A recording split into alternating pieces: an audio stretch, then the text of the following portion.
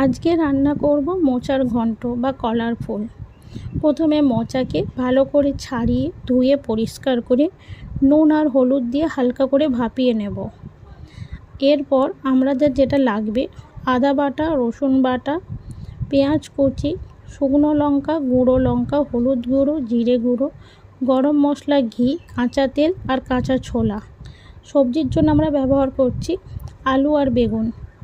প্রথমে সবজিগুলোকে আলু আর বেগুনকে একে একে হালকা নুন দিয়ে ভেজে তুলে নেব। এদিকে আমি একটা মশলা তৈরি করে নিচ্ছি। হলুদ গুঁড়ো, লঙ্কা গুঁড়ো আর গরম মশলাকে জল দিয়ে ভালো করে গুলিয়ে রেখে দিচ্ছি। এদিকে আমরা সর্ষের তেল কড়াতে দিয়ে অল্প করে চিনি দিয়ে দেব। চিনিটা লাল হয়ে গেলে তেজপাতা, শুকনো লঙ্কা, পেঁয়াজ কুচি দিয়ে ভালো করে নাড়ব। ভালো করে নাড়া হয়ে গেলে স্বাদ মতো নুন দিয়ে দেব। এরপরে ভালোভাবে আরেকটু পেঁয়াজটা ফ্রাই হয়ে গেলে রসুন বাটাটা দিয়ে দেব।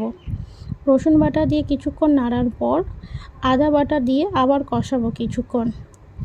এরপর গুলে রাখা মশলাটা দিয়ে ভালো করে কষাবো যতক্ষণ না মশলা থেকে তেল ছেড়ে যায়।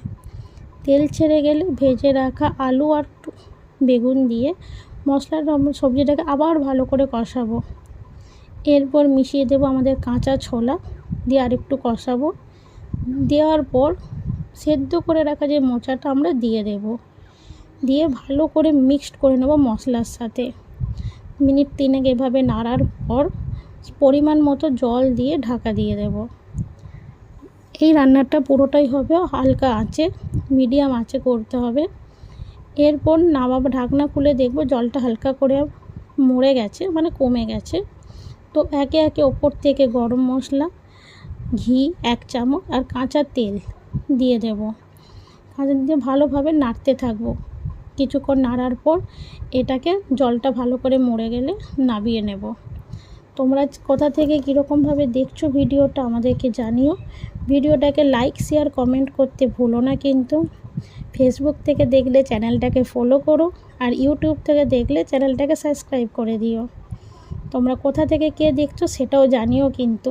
আর কেমন হলো বলো বন্ধুরা।